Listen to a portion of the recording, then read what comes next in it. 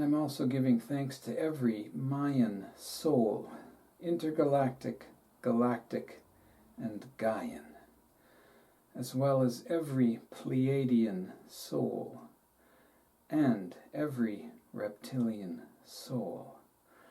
I am here to do your work, and I thank you for your continued energetic blessings and support. Greetings! I am Crispy, a Gaian, Mayan, Pleiadian, and reptilian emissary of light. Thank you for joining me for episode 13, Transcending. Because I am another you, you are another me. We are one God-sciousness. Now, I've already done 12 episodes, as you know. One of them focused specifically on Christine Day, so I won't really be talking about her works. And I'm not really going to talk about Amora Kuan Yin at all. So now you know there's going to be more episodes. I might do one on each of her books. I don't know. Not percolating right now. Back burner. So that means we're going to focus on 2 Mayan Pleiadian goddesses. One being the creator of the Pleiadian Agenda, which was 1995. And that's Barbara Hand Clow. And the other being the creator of Activating Your Cosmic DNA, among many other wonderful books, Eva Marquez. Now, Barbara is tone 10, 2 hands, manifesting, deer. So, maybe I should get these for her, Barbara. Oh, all right. I'll just wear them for you while I'm talking about you a little bit. Oh, that's not there, okay? Yeah, no, this isn't quite working out how I expected. And Eva is tone 10, manifesting, eagle. Now, the fascinating thing about manifesting eagle is that is also Neil Donald Walsh. And Neil, although he claims to have no interest in past lives or future lives, or I would guess anything extraterrestrially related other than the big God, I think he's Pleiadian.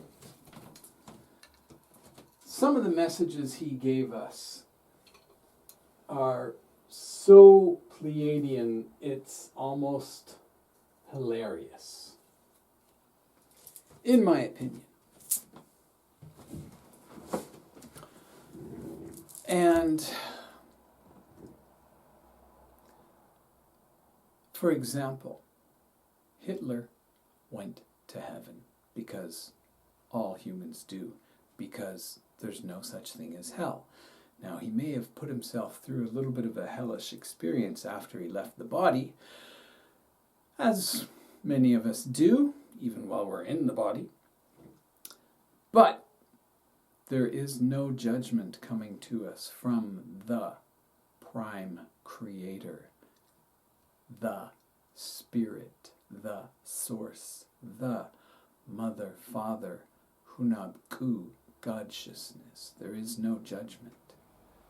It is only unconditional love, unconditional forgiveness, and unconditional trust. That is the Divinity Trinity, which is the overarching vibration of God-sciousness, of the Creator, the Source. Neil brought that through in his own way, absolutely, maybe more than anyone else, really. Manifesting boy, was that guy busy with his two hands, hey? And that's how I know that Eva is going to continue pumping out books, or at least information. And I forgot to mention that Barbara has the exact same Mayan birthday as Amelia Earhart and Ellen DeGeneres. So both of those women, Amelia, both hands, amazing accomplishments, and Ellen, manifesting, wow, am I right? Okay, so before we continue, I have a funny story, actually two funny stories about both of these women. Now, Barbara I contacted, as you can see here, November 13th, 2020, and our last contact was December 13th, 2021, which I just found that out today when I took this screenshot for this video, and it's kind of funny that that works out exactly to 13 months. Yes, it is funny. And actually the topic of our very first email was the Dreamspell. And she said, although she published Dr. Arguelles, is that how you say it? Arguelles? Sure. Most Americans say it that way. Although she published his second book, The Mayan Factor, when he brought her the Dreamspell, she said, yeah, no. So that was the end of their publishing relationship back in 1987. I'm not going to tell you the contents of the rest of our contact, but the funny story is this. Now, this whole story, both of them, about Barbara and Eva, I believe is an illustration, for me, it absolutely is, of the Mandela effect, okay? So I had my original download in, I believe, 2017, sometime in the summer. I don't even know when. It's kind of crazy. But I kind of deliberately hid it from myself so I wouldn't be able to pin it down for some reason. Anyway, I was reaching out to her, and shortly after she responded to me, I asked her, can I do a video about your Mayan birthday? And I looked online and I found her birthday and I put it in this website, and it came up as Tone 11, Eagle. And so I told her, you're resolving Eagle. And I made this video about her Mayan astrology and put it on my YouTube channel that you're watching right now. Was finishing her third book in the trilogy and was quite busy and didn't watch it for a while. And we had a few other emails here and there. And then finally one day she said, Crispy, I just watched your video and it was quite amazing and blah, blah, blah. And, you know, thank you for finding me, as it were. And thank you for this video, which was quite accurate, you know. And then she said, I might put it on my own website here and let me check with my, I forget what she said, but, you know, friends, let me check with my friends. And then there was nothing for quite some time. And I waited and waited, and then, you know, we had another couple of emails, and it was kind of aloof. And I in one of them, I said to her, okay, right. She said, the first video I made about her, she said it was kind of a little bit too personal. You know, she said, like, you dug right in here and got really intensely personal. So I need to check with my friends about it. That's what that was. And then I said to her, okay, fine, I'll take it down. And I did. I took it off. Later, I don't know what it was, I decided to check her Mayan birthday again, and it was wrong.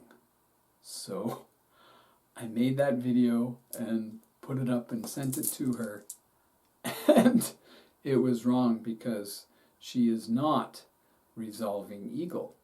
She is manifesting deer. Now, the similarities between eagle and deer are very close because they are both blue, and anyone who is blue has blue and red for their divine masculine, divine feminine. And there were some similarities, of course. And then with tone 10 being connected to tone 11, there's definitely a similarity because 11 joins on to 10, so there's absolutely some similarities there. So the original video I did, she thought was very accurate. And then I think what happened is she checked with her friends, and point is, she's manifesting deer. And it was quite a mistake on my part. And again, I'm just, either I completely just swing and a miss, put the wrong dates in, I don't know, or there was some information that I tapped into that was mandala incorrect. And then we come to Eva Marquez. Guess what happened? Somehow I put in the wrong information, or I got the wrong birthday again online. But I asked her birthday. I asked her if I could do this for her, and she said yes. And I did a reading for her and sent it to her, and she said, oh, it's quite accurate. Same thing happened.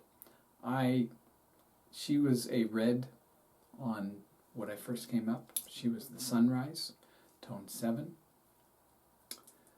So I called her reflecting sunrise, and she said, oh, it's quite accurate. And again, anyone who is red has blue for their divine masculine feminine. And so there it is. She was not. And I forget again how it happened. Later I checked again and I was like, what? Oh my God. So I said to her, Eva, I made a mistake. Oh my God, you're not reflecting sunrise. You are manifesting eagle. And it made a lot more sense to her, especially with the Neil Donald Walsh connection. These two are definitely holy holograms of each other. And yeah, we still have a very email-y connection. And she gave me permission to read whatever I wanted from her book today. And I am going to do that. And I did not ask Barbara for her permission to read from Pleiadian Agenda. But I am going to send her the link to this video, as I've done to other videos that I've mentioned her. So Barbara, if you're watching,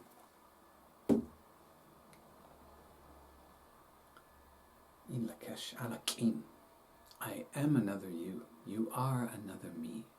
And I love you unconditionally.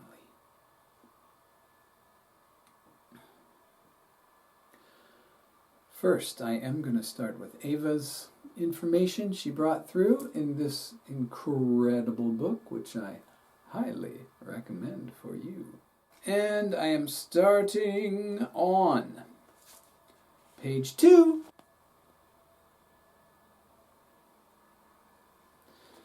with some lovely samples, starting with the Pleiadian soul call. Here we go. We, the Pleiadians, are sending a call, an energy transmission in the form of light codes to awaken your ancient memories of your star origins.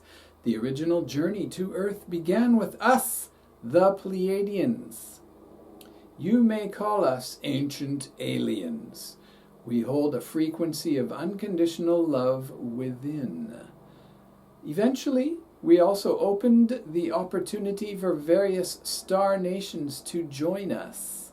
Slowly, as time went on in the Earth realm, by natural occurrences, the frequency of love was lowered to a frequency of fear, and many ancient aliens became stuck in the three-dimensional world of Earth. Over thousands of years, they gradually fell into a reincarnation cycle together with deep levels of spiritual coma and began to believe that being human was their natural life. Does this remind you of anything? Interesting. So I am just going to continue with Eva's channeling here and let you feel into it for yourself, and I will make some crispy remix comments a little bit later. Here's a segment called Lemuria. Lemuria? Moo. A section called Moo. I don't believe it was actually called Lemuria. That was a name given in the 1700s by a French explorer when he found the lemur monkeys. Okay? So yeah, Moo. Extended. Moo. It's not moo. It's moo. Here we go. The first two civilizations on Earth were extraterrestrial civilizations. We begin with Lemuria. Mu was a Pleiadian project, an experiment of establishing an extraterrestrial colony in the pristine environment of Earth. Since the Earth realm is a place of duality, we had chosen to embrace the feminine energy, and females were the leaders of our tribes. Masculine energy, plunged in duality, could become corrupted faster than feminine energy. The ego is a masculine energy, and as you have already witnessed, the Earth realm can fire up the ego beyond its limitations. I completely agree with that. The ego, taken to its extremes of toxic masculinity, is that right hand going to the left brain of logic and facts and strategizing and planning and seeking revenge, keeping everything external, and the left hand receiving, going to the heart, through the heart, and up to the right mind is very feminine. I think we're very clear on that. And of course, as Eva said, the female energies can be swallowed up and overtaken by the ego tendencies as well. All women can manifest their toxic masculinity if they want. No judgment. This is a free will universe. All things are permitted, and in fact, all things must happen at least once. Some of them happen a lot more than once. We dreamt that Earth would become heaven in the universe, a place to visit and relax and enjoy oneself in the same way that you might go on a luxurious vacation to Hawaii or visit an amusement park. Here, your physical body would experience various thrills, as well as the full range of emotions, both good and bad. You would experience this roller coaster of emotions before going back home to your spiritual nature. Atlantis. Atlantis was the second extraterrestrial civilization on Earth to spring up as a sister community to Mu in order to satisfy other star nations' demands for a more technologically sophisticated community. Atlantis offered more freedom for us. That is so interesting. Pleiadians saying Atlantis offered more freedom for us. In Atlantis, many beings eventually abandoned organic ways of manifestation and living from the heart, female soul energy. Instead, they opted for the more sophisticated technology that was already being used on other planets that led them to live more dominantly from the mind, male, intelligent energy. Okay, that fits with everything I feel, know, understand. Originally, we had utilized plant DNA to modify our bodies. This enabled us to live in Earth's natural environment, yet at the same time, we still had to frequently revisit our home planets to rejuvenate our energy. Notice the plural on planets. As we know, there are at least 7 stars in the Pleiadian system. And as for how many planets there are, let's say life-supporting planets, I do not believe that we really know. So again, the term Pleiadian is not really useful in a way. It's like saying Canadian or American. It really doesn't describe much at all. It's like a location in which there's an enormous variety of types. Okay? So, yeah, keep that in mind. It's part of the fun. Further experiments in Earth's environment were needed, and we all benevolently agreed to this, but we did not properly follow the time guidelines for these experiments, and we utilized animal DNA. Oops!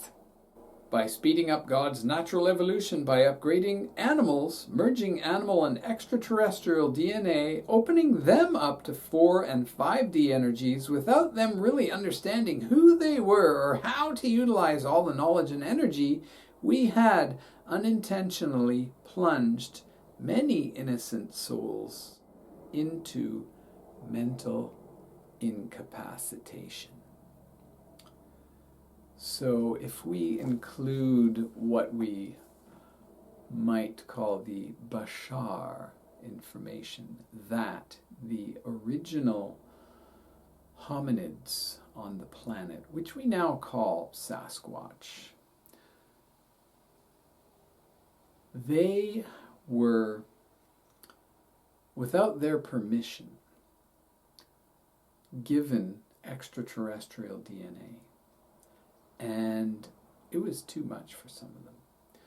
Now, from what we understand from, again, Bashar, the, let's say, 200,000 years later, the timeline here is inconsequential.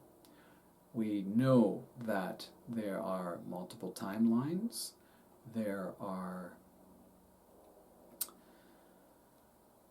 Everything is multidimensional, and there are many versions of everything. However, what we know now is that Sasquatch can phase in and phase out of 3D at their own will. So they have mastered 5D consciousness, whereas on Earth, a very small percentage of humans have done so. And apparently all of the Sasquatch have or can completely evade 3D humans' awareness at the flick of a switch. So, put that in your pipe and smoke it.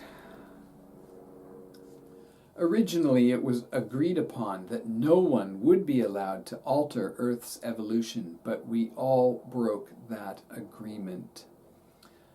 Okay, so the prime directive, once again, rules, right? Guidelines. How many people always follow all of them? Collectively, we believed that we were making great advances toward our own evolution, but in fact our actions turned out to be a drawback for all of us. It was much later that we realized that genetic DNA manipulation left huge scars on our souls. For the most part, life in Atlantis was good, until we realized that we had greatly overestimated the benefits of animal DNA being used in the modification of our own physical bodies. A natural connection to the higher source was harder to keep, and our minds became easily clouded and manipulated. We saw a split between those who had the highest intentions for Earth and were following the law of one, and those who were just caught in the trap of the density of Earth's animalistic emotions such as greed, ego, jealousy, and a desire to dominate and control. These individuals were known as the sons of Belial, or, as we like to call them, ego-possessed beings. No one could stop the ego-possessed beings and prevent the disaster that would eventually manifest. So it's interesting that there is some evidence of physical destruction from meteorites or fragmenting asteroid pieces that caused the destruction of Atlantis. But what we know now is that our outer world is a projection of our inner world, and this is true for all time and all places and all beings. So, enough people, enough Atlanteans were feeling enough tension and torsion that they manifested physical destruction.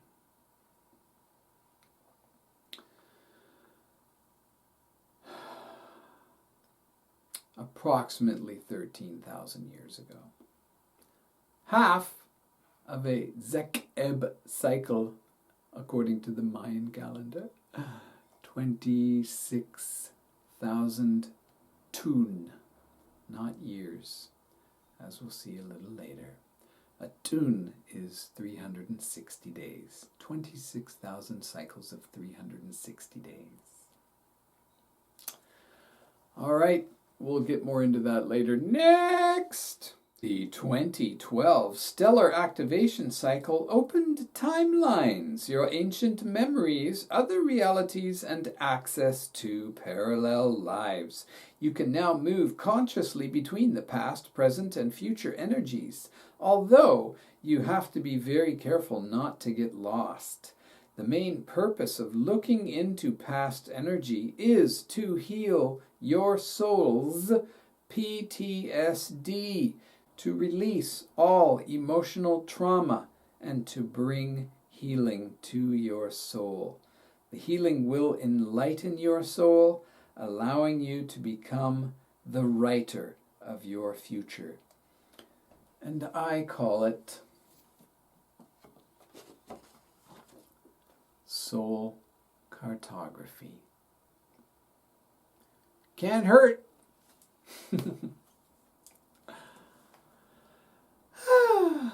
Again, one of the tenets of Earth law is that what happens to a soul on Earth has to be healed on Earth.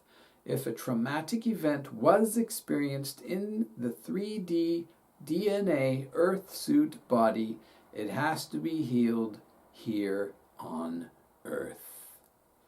The catch is, the soul must be willing to be healed. This is the free will law. What happens on Earth stays on Earth. Love that. All right, now we're coming into a section about Egypt and Sumer, and I'm going to start with Sumer. Another lineage we will mention, as it is an important historical part of our past, was Sumer, which sprouted while Atlantis was still in its thriving stage. The majority of ego-possessed extraterrestrial beings migrated to Sumer and began to be known as gods. A starseed human is who you really are. You are a being of light living in a human body. You have a choice to find out more about yourself, about who you truly are. It starts with acceptance and forgiveness. See the last 10 minutes of episode 12 for details. We know that forgiveness does not come easily in your realm, yet we encourage you to embark on a journey of forgiveness. Holding grudges, being angry, or planning revenge does not serve you in any way. It lowers your vibration and holds you a prisoner in your own mind. A great example of a surviving Atlantean tribe that was working with the law of one is the Essene community, which involved the birth of Yeshua ben Joseph. Yeshua is a Pleiadian being, and Mary Magdalene is a Syrian being.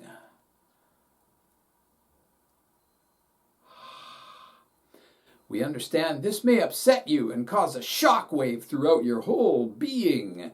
Yeshua and Mary Magdalene, as well as many others in the Essene community, demonstrated how, through energy work, spiritual discipline, and community support, you all could master your own energy and be like them because you are like them. You may have come from different star families, but the essence of a star being is the same. Only your innate propensities might vary at first. Now, there is a clue in your free will law. Think about it. Even bad things in your world originate from the free will law. The ego-possessed beings know how to trick you. I call them the dork farces, the farces of dorkness. We are all one, and this is Earth School, which is also game Earth, okay? It's a game. It's school, but it's a game. And there's tests, just like on games, and you get to clear levels, and it's just a game. There's actually no bad guys. Okay? Are you good? Are we clear? Yeah. Okay? So, call them the dork farces, and that's fine. It's not rude. If you call them the dark forces, it puts you automatically in separation. Now, dork farces and the farces of dorkness, I think, to me, that's inclusive. Because, hey, guess what? I'm a dork. I'm definitely a geek. I'm super duper crazy, all right? And I love all of existence. So, right? Okay? There it is. Where was I?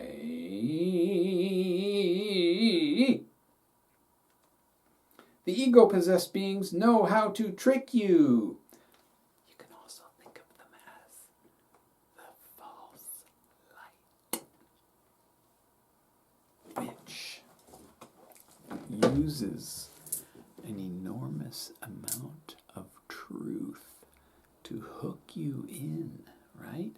They can't just tell lies, or you'd know immediately and ignore them, or be like, liar! But they give you reams and reams and reams and thousands of pages of truth that they stole from other cultures, and then they embed lies within it that are completely disempowering. And I've been talking about this for years, and it's in lots of my other videos. Next! They know how to dangle nice, shiny objects under your nose and how to give you a false feeling of helping during the most difficult times of your life so that you can sign away your life to them. How many, what was it? How many, was it 1 billion years? You can make a 1 billion year contract? Burn it up. Rip it up. It was a joke, all right? Say, thank you, I forgive you. It's done. You willingly became a slave of their tricks because you believe it is something that you had to do. This persists until you wake up from all those false beliefs and find yourself trapped in heavy chains under their control, living in fear and believing that there is no way out. Love is the way out, and I would say unconditional love, unconditional forgiveness, unconditional trust. Free will law works on the collective level, but also on an individual level. Just as you agree to accept all levels of karma, you can also renounce your karma, your vows, and your promises. This is as simple as opening a new door and saying goodbye to your past, and then shut that door. Don't leave it open. Just shut it, okay? And then just go, hocus kapoof, and it's gone, actually. That door is gone because you are creating yourself anew in every moment. The trick is, first, to consciously understand the totality of your past, forgive others and yourself for what happened, and then walk through a new door and into a world without your old karma, with no trace of guilt, shame, or fear. You can do this. Yogananda said it. Amora Kuan Yin said it. Eva Marquez said it. Because it's truth. It's a cosmic truth. Only the ego clings onto its painful past and carries a heavy backpack. The soul says, go ahead if you want. There's no problem. There's no judgment. You can carry that backpack as long as you want, for as many lifetimes as you want. There's no problem with doing that. The soul allows the ego to do that as long as it wants, because everything is an illusion in the 3D realm. It is all a projection. Time is not linear. As soon as the soul is allowed to get back in the driver's seat, the shadow ego, as I call it, goes in the back seat, sucks on a soother, and relaxes. You can keep an eye out for potential car accidents and things like that, which is its only true function. Just as we wish to assist you in embodying the highest vibration, other beings have an interest in keeping you at the lowest vibration in order to enslave you, and more like keep you enslaved. Their souls are also reincarnating on Earth to make negative changes to your planet. I'm just going to finish off the Pleiadian section here with, if you would ask us, we think that humanity needs to embrace love, compassion, and kindness for one another. Yeshua, the Buddha, Krishna, okay? Krishna consciousness. Yeshua, Krishna, Buddha. One thing. The only way you can leave your earth for good is to end your incarnational cycle by liberating yourself and finding your way back home. You can do this as an individual or with your soul family. When you do this, you leave a trail of energy for others to follow. We, the Pleiadians, are soul healers. We give you knowledge. Knowledge is a power that has to be used wisely. It is your birthright to make choices in your life. That means sovereign divinity. Use the knowledge to make the right choices and use love to heal all of your soul wounds. Embrace being different. We love you unconditionally. Thank you, Eva. Next. All right, so with the help of that lovely function on Kindle, I've isolated all of the Mayan information, which overlaps a little bit with reptilian, from the Pleiadian agenda. Now, I'm just going to read and go, and some remixes might happen along the way, because like I said, this was 1995, and all information that comes through all channels is filtered by the channel, okay? This is true of everyone. So some things are temporally fixated, and like I said, that's just what I said. Including all of my remixes are filtered by me. So it is what it is. Here we go. I should mention before I dive in here, if you haven't read this book yet, and hopefully after this video you will, or maybe even during this video, like right now, you will pause and go buy this book. Seriously, if you are interested in anything Pleiadian whatsoever, you should read this book. Come on. It's so easy to purchase. Now, I should say that Barbara channels primarily the entity called Satya, who is a Pleiadian, and I will read her introduction right here for you.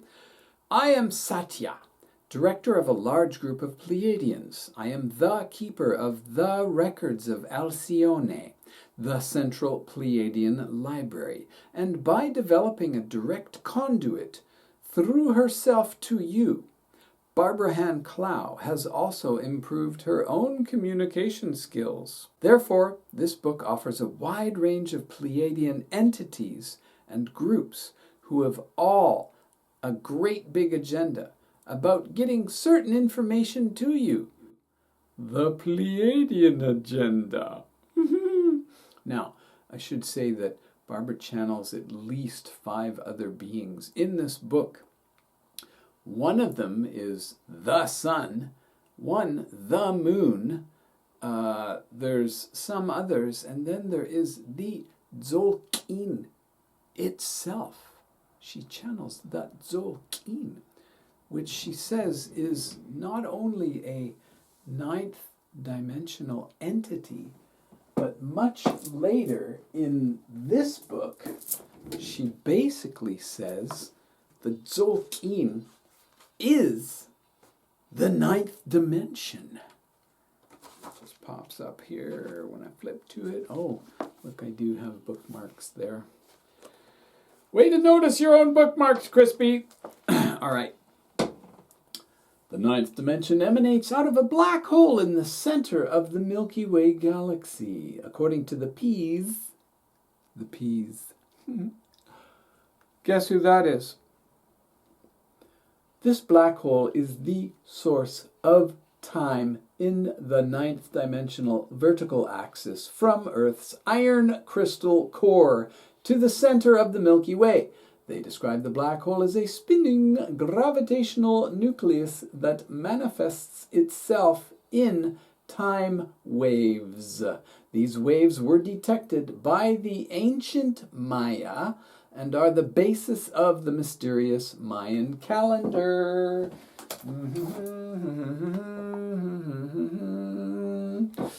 The Milky Way is the home to the ninth dimension, and its keeper is Tzolk'in. So why don't you order this book too while you're at it? All right, now back to my highlights. Why are we here to guide some of you? On the Pleiades, our inner or magical shamanic powers are brought out of us when we are children, and we do not need to materialize gadgets to activate them.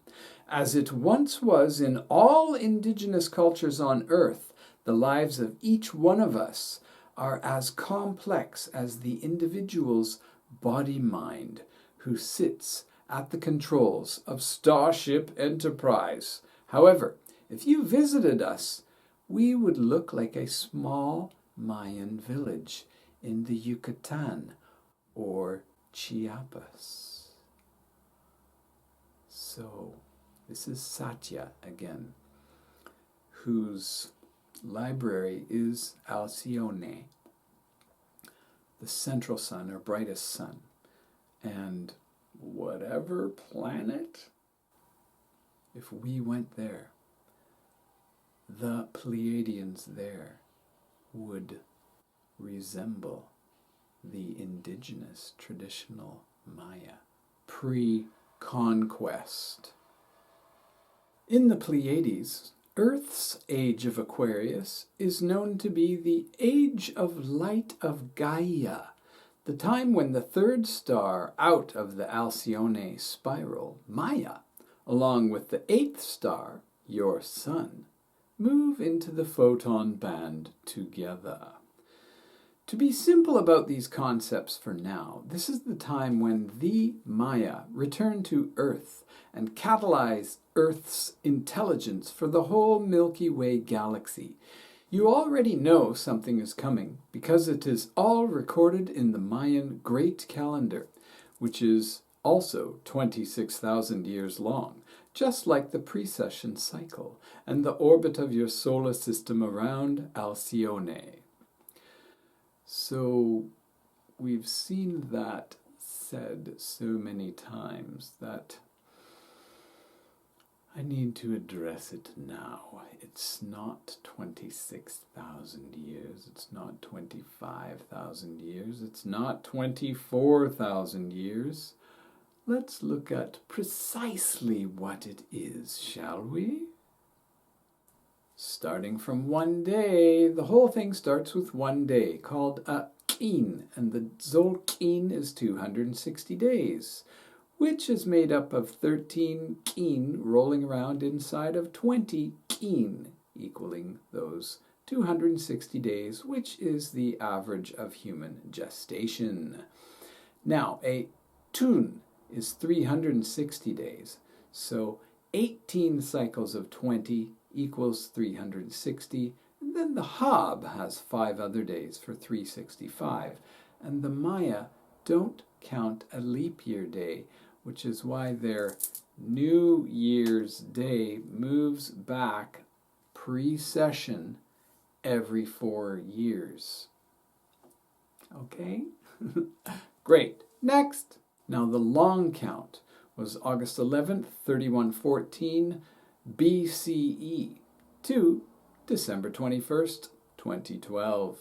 That long count was precisely 1,872,000 days long, which is exactly 7,200 Tzolk'in and also 5,200 Tun.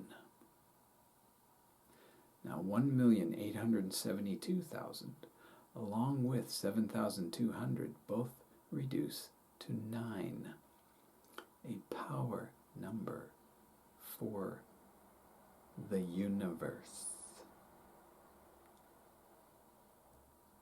Next, the long count is also able to be broken up into 13 baktuns, and a baktun is 144,000 days long.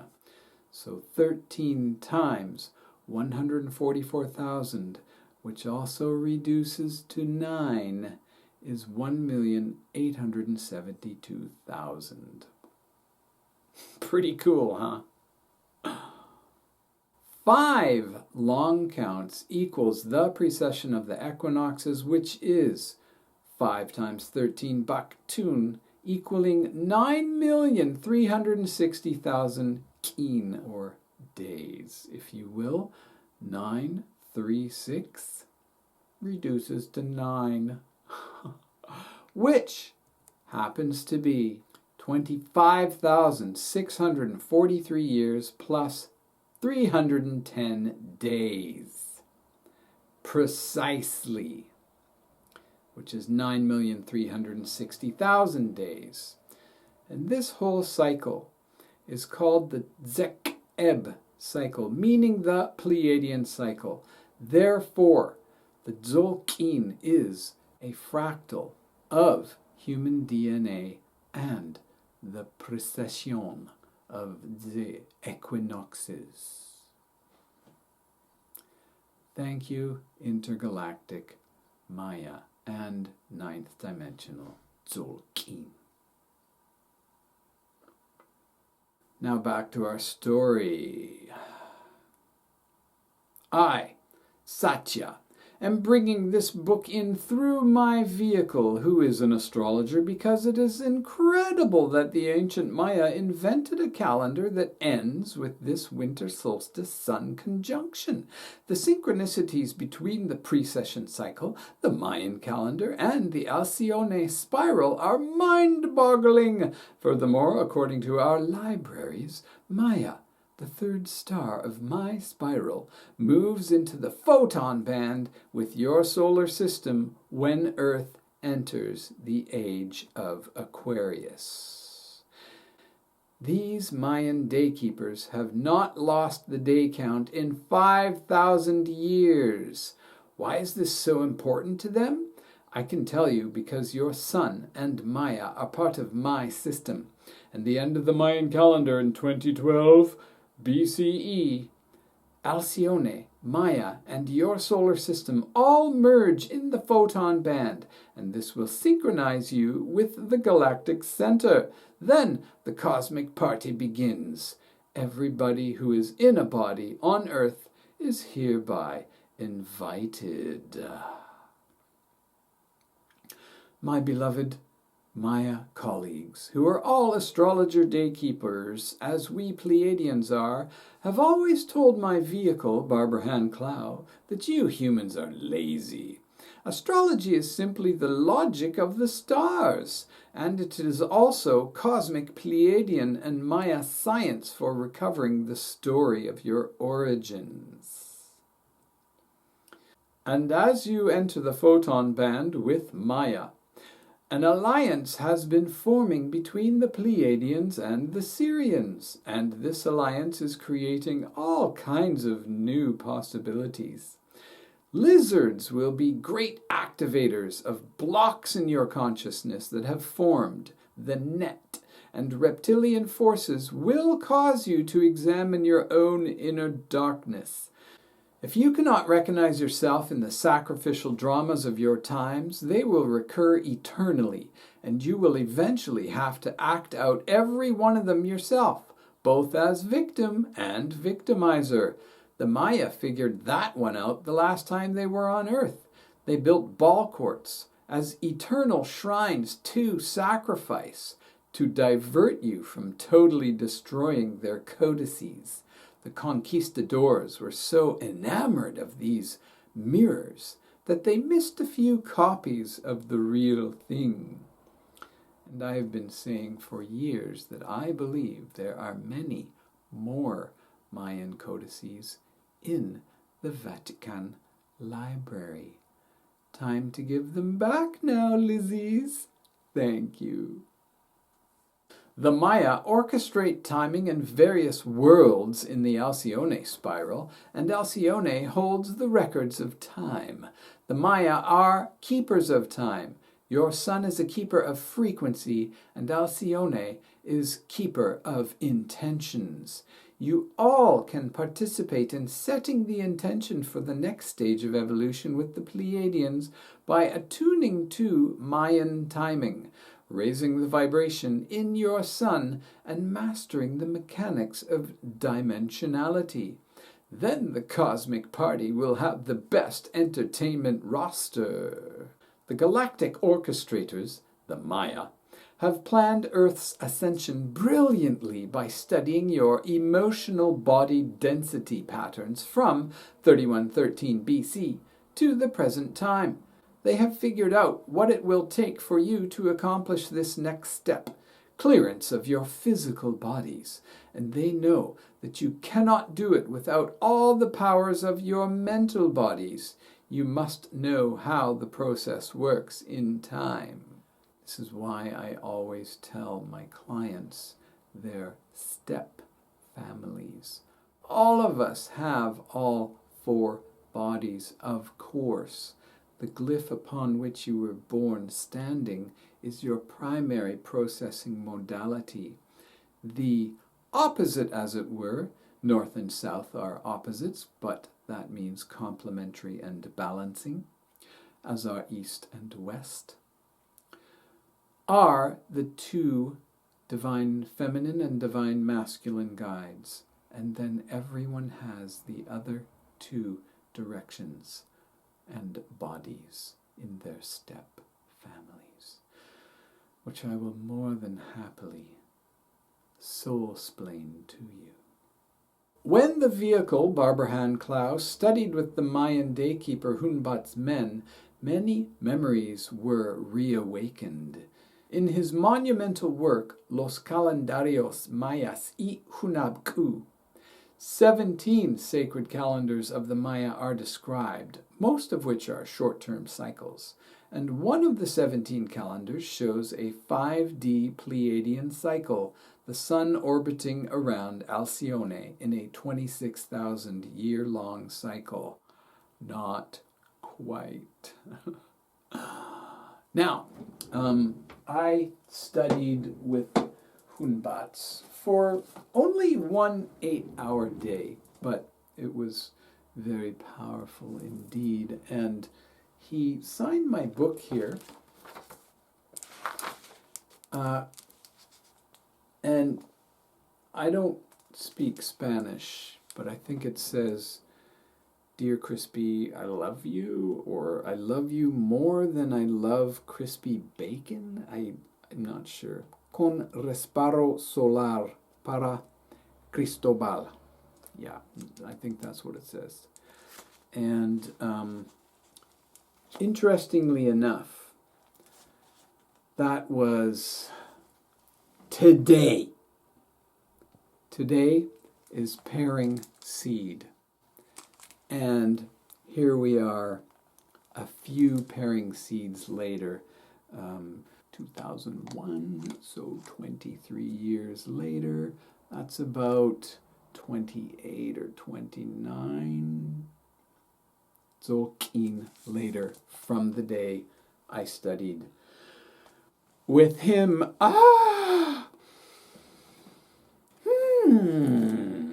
There's lots of things in here, including the whole segment on the chakras. And I asked him about the chakras, and he said, we don't remember.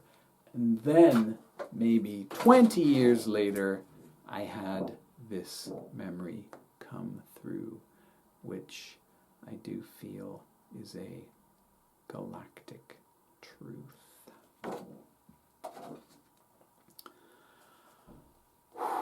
Activations, my friends. That's what this is all about.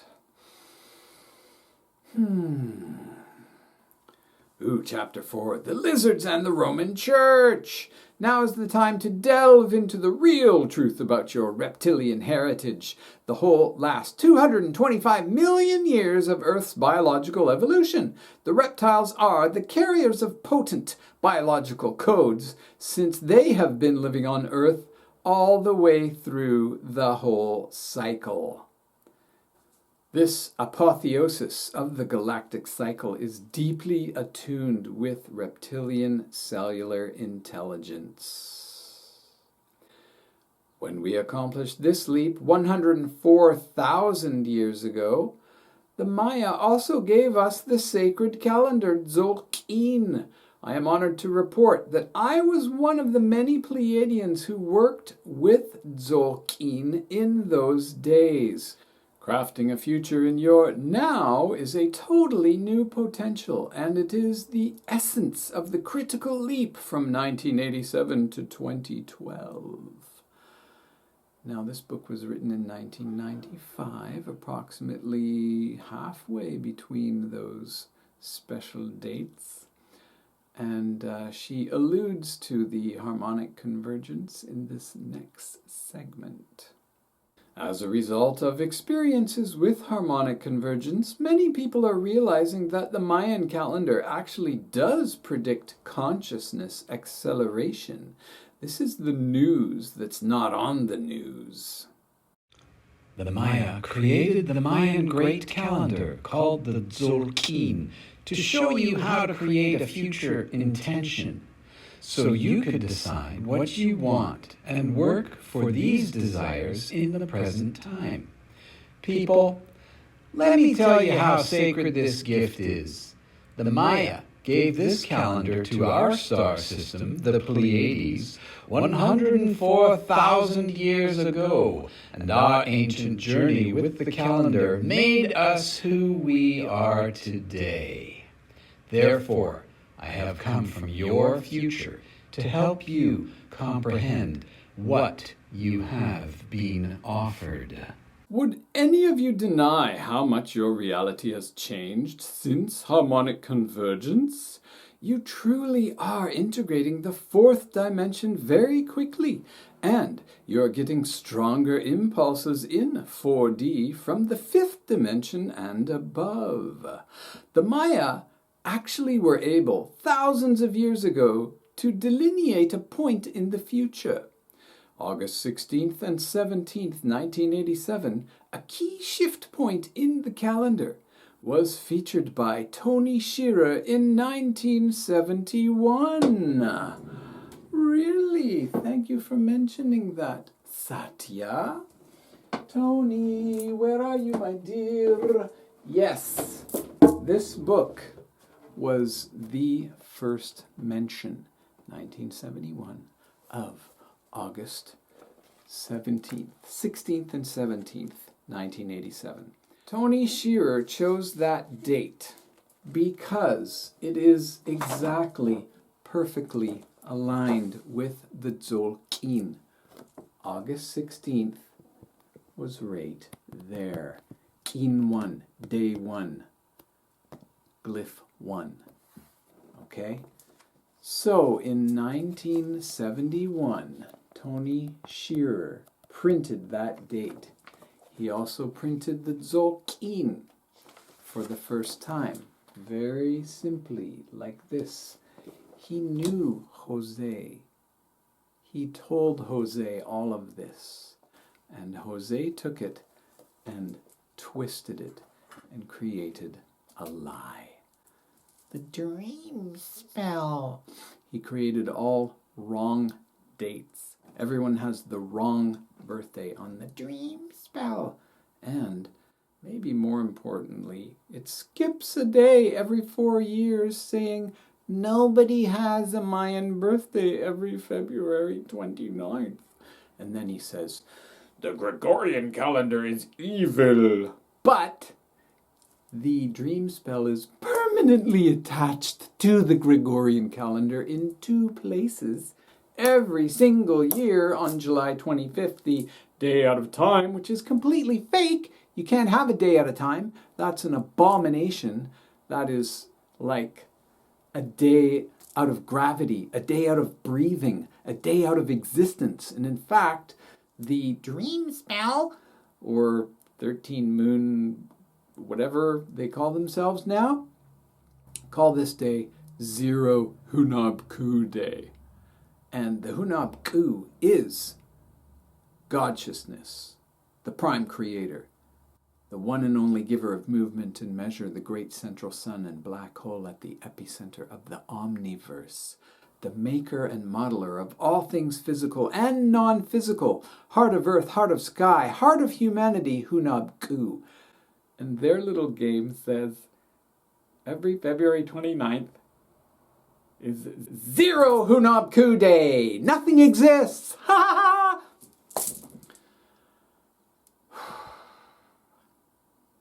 But he told a lot of truth, didn't he? Yeah, just like the dork farces always do. The farce light. Ooh, I like that. And the Darktilians.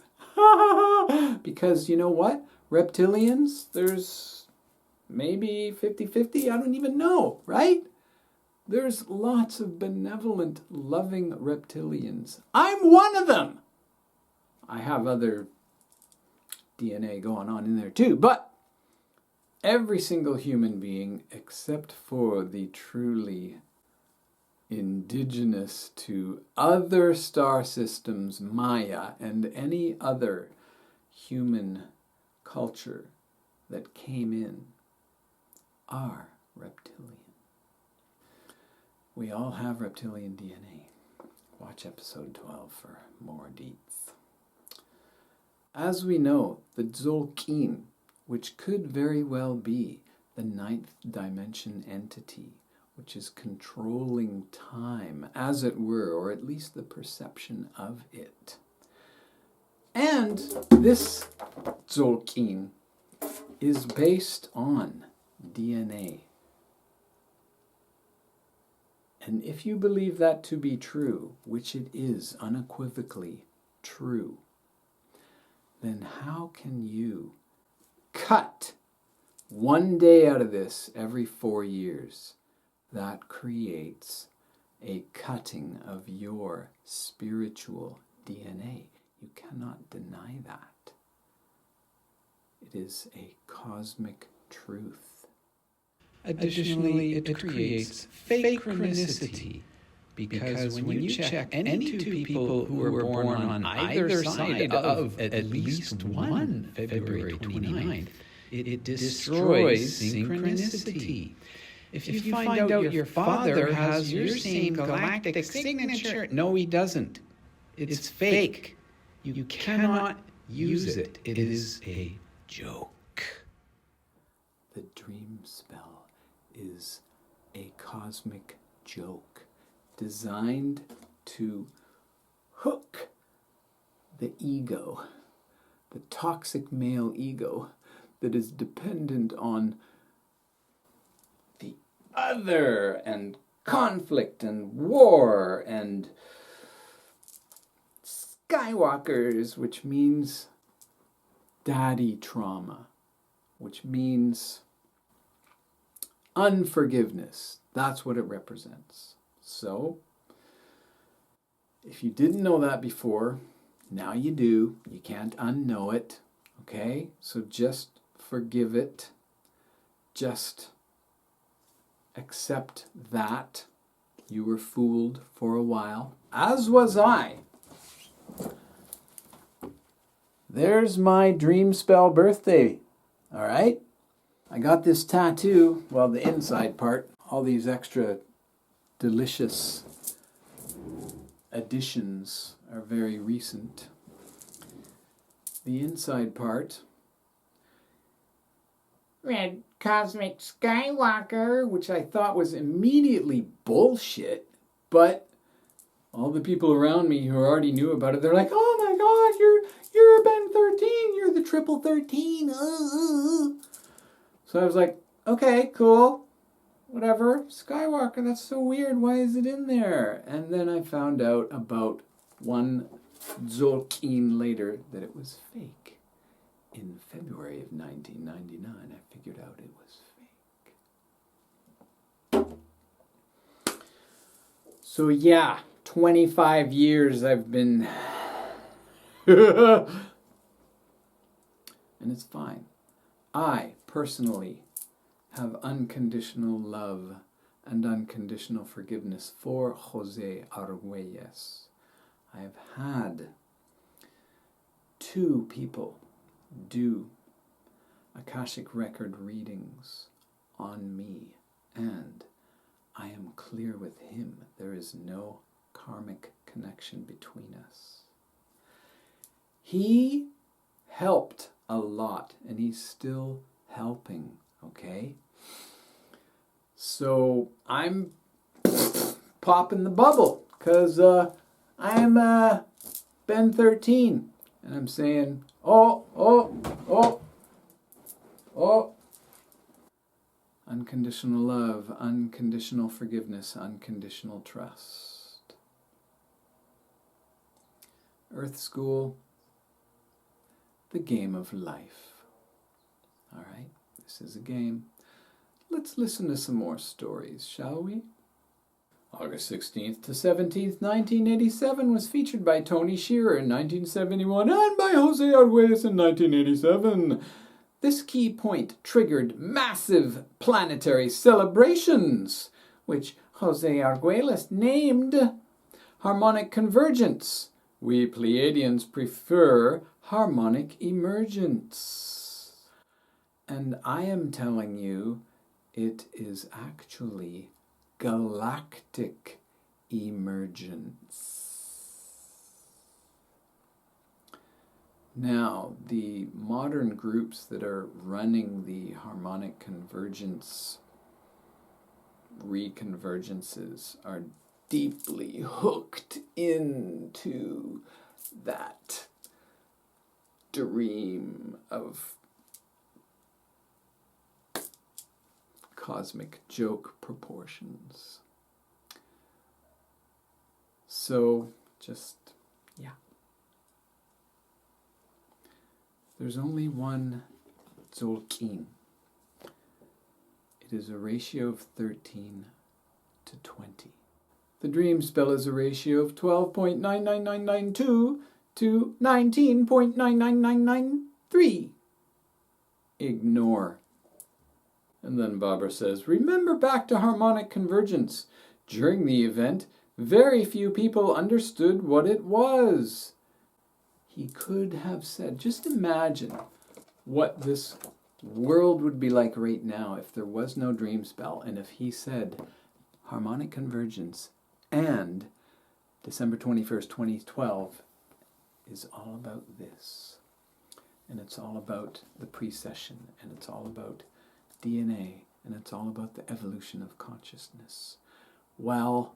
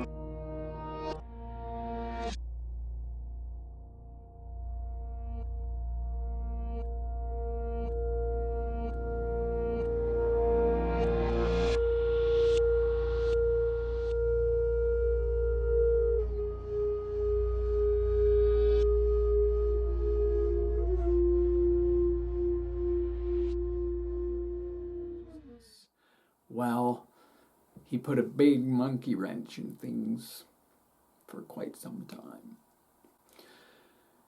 And now we're digging the monkey wrench out of the cogs of time, and things are flowing much more smoothly. All right, back to the book. And now we get to hear Barbara channeling Tzolk'in itself. You decided 25,607 years ago-ish to become an individuated human being with conscious memories of your past, incisive awareness of your present, and a happy future created just by your intentions. I, Tzolk'in, was fascinated with your ideas, so I accepted your request. I crafted a game called History, sometimes Her Story, for you to play within, just so you could reach your stated goal. Then I, Tzolk'in, revealed the codes of time in 13,200 BC to your shamans, and they became storytellers. They were chosen to record the great story of human evolution on Earth by memorizing the great story of time, and they deposited these codes in quartz crystals and round granite stones. I told them that when the age of Leo began in 10,800 BC, Earth would move into the photon band. The Anunnaki came back for a major visit during the age of Taurus in 3600 BC when they instituted the patriarchy, making a world based on themselves as male gods. They built great temples all over the Tigris and Euphrates valley of Sumer, and they brought Nibiruan cultural ideals to Earth, their language, writing, and temple city culture. I, Tzolk'in, felt the cry of the goddess, and I knew it was time for us Maya to come to Earth to ensure the availability of snake medicine. The goddess called us Maya into linear space and time. We first established the Olmeca, Mezcala, and Chontal cultures in Mexico and Central America for implanting and guarding the Mayan calendar, knowledge of the keepers of time until 2012 AD. Now we Mayas were on Earth, and the last moves in the chess game would be reserved for humans. You had to try everything so that you could see what evil is. I, Tzolk'in, can tell you that even this was necessary before you could learn how to intend, create your own reality, as powerfully as we Maya can. I, Tzolk'in, brought my fellow Maya, a people who already knew everything about evil, to Earth in 1600 BC. The Maya created ceremonies to hold the heart of Gaia on the planet. They understood evil so well that they recognized the Spaniard when he came. They knew who Cortez was, and they absorbed him into their zone. The Maya continued doing the ceremonies, and finally the Spanish apocalypse was defused in 1987 AD. This idea may be confusing for you because your historians and archaeologists have imprinted you with the idea that the Aztec Maya were brutal sacrificers. Please notice that all interpretations of Aztec Maya culture come from reports provided by the conquerors and from archaeologists' personal interpretations of Aztec Maya reliefs and records.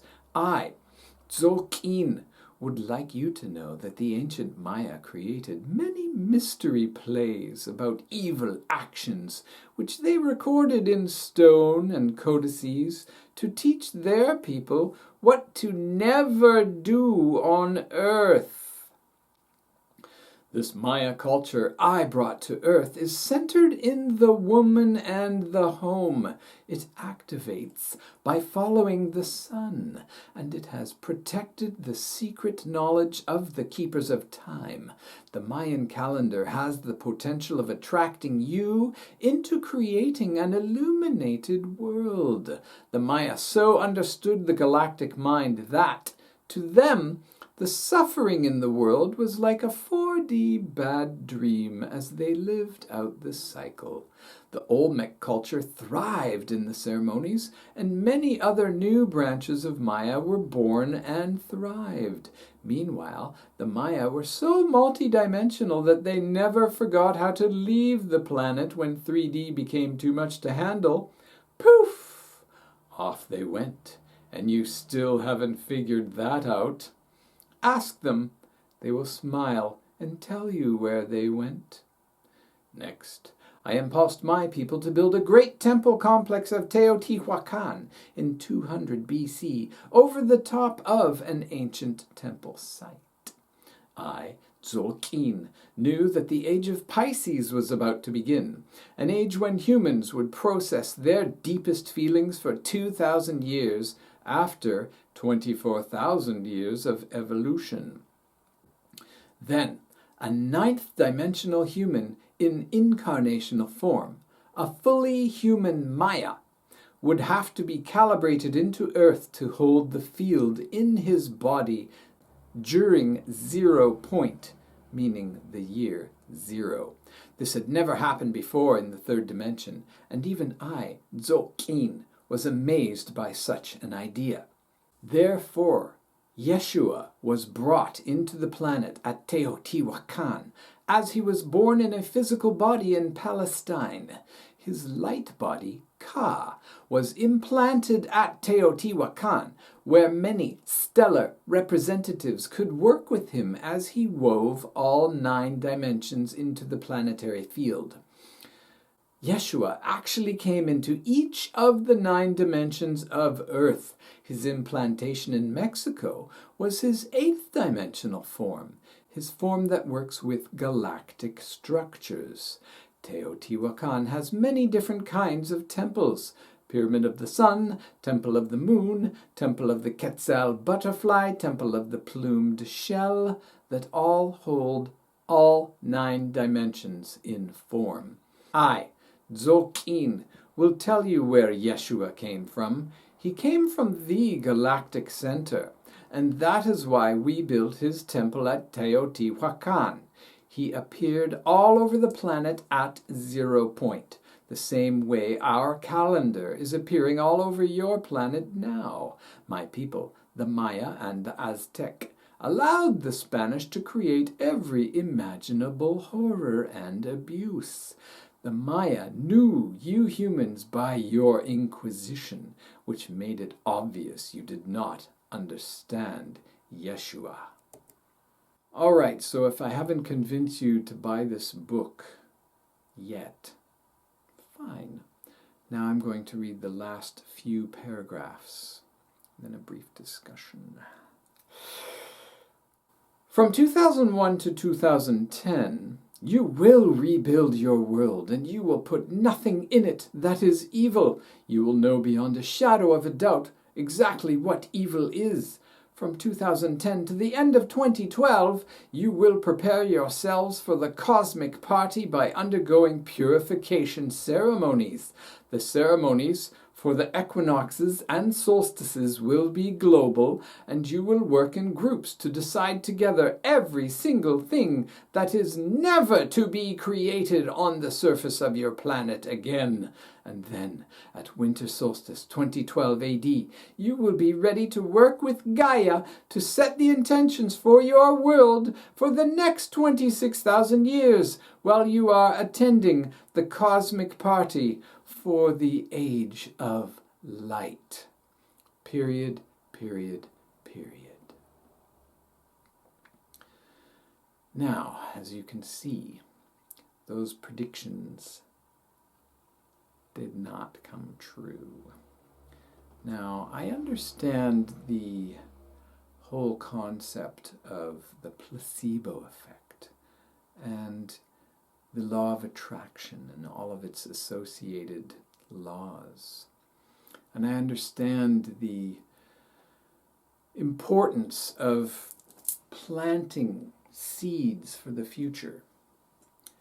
And yet, when we read them 25 or 50 or 1,000 or 2 years later and they're obviously not true, well, we could conjure up the timeline argument saying, well, maybe those things did happen on one version of Earth, and maybe they did.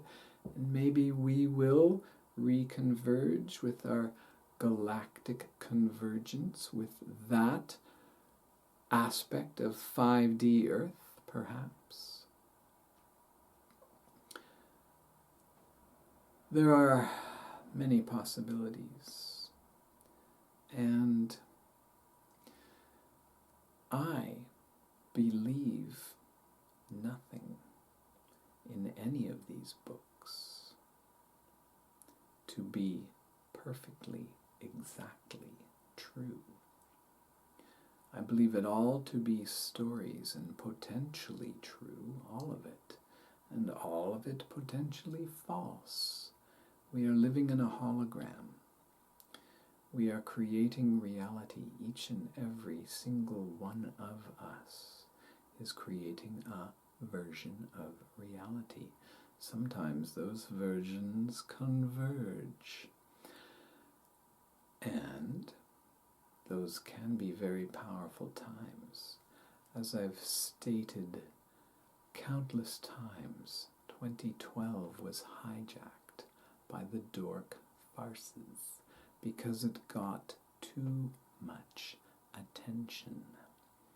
Now it's getting a lot of attention because it was 12 years ago, and it's a little bit safe to say, yeah, since 2012 we've blah, blah, blah. And yeah, 2024 is the age of the dragon again, just like 2012. So that's cool, it's fine, it's great. In reality, 2012 hasn't happened yet. Okay? Those are just numbers. This I do believe to be real, and yet it is also temporary. It is a tool, and it can help us slip off the yoke of the Gregorian, reptilian, darktilian calendar, which is truly forked, which Uncle Joe helped us understand. And then he double hooked his little joke onto it. Oh, the dichotomies. Oh, the paradox. So, my friend, what I'm going to do now for you is play a little rhythm. It is a Pleiadian rhythm. It is a 13-beat rhythm that is very meditative. And whenever you play a djembe, you must take off all of your jewelry. Because when you do play, you are married to the drum. The drum is your bride and groom.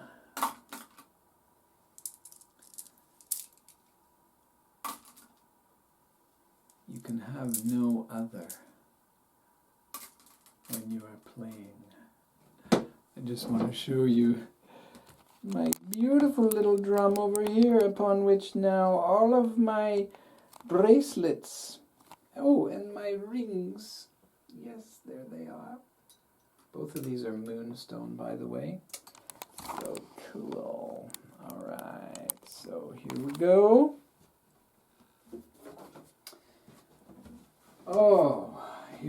my friends. All right, so just close your eyes and relax. All right. This is a 13 beat, and it is accomplished by 3 3s and a 4, if you need to know, okay? Boom, boom, boom, boom, boom, boom, boom, boom, boom, boom, boom, boom, boom. That is 13. So here we go.